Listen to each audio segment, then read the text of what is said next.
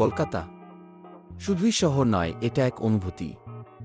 আর সেই অনুভূতির সঙ্গে জড়িয়ে তিনটি ঐতিহ্যবাহী রাইড, ট্রাম, হ্যান্ডপুল রিক্সা আর গঙ্গার বোট রাইড। আজকে আমরা আপনাকে নিয়ে যাব এই তিনটি অদ্বিতীয় অভিজ্ঞতার যাত্রায়। চলুন শুরু করা যাক। কি ট্রাম রাইড? কি কলকাতা ট্রাম?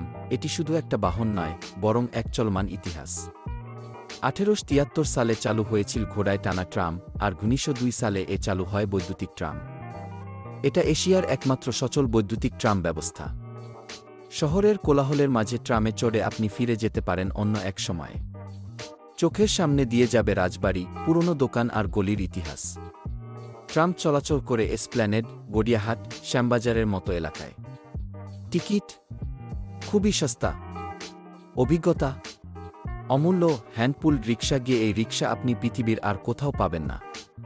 হাতে টানা এই রিক্সাগুলি শুধুমাত্র উত্তর কলকাতায় দেখা যায়, শোভাবাজার, কলেজ স্ট্রিট, বুবাজার এলাকায়। বৃষ্টি হোক কিংবা জল জমা, এই রিক্সা আপনাকে পৌঁছে দেবে সঠিক জায়গায়।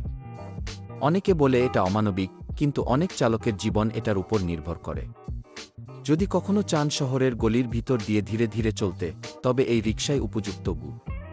এবার আসি সবচেয়ে রোমান্টিক অভিজ্ঞতায়, গঙ্গার বোট রাইড। সন্ধ্যার সময় প্রিন্সেপ ঘাট বা বাবুঘাট থেকে কাঠের নৌকায় উঠে পড়ুন।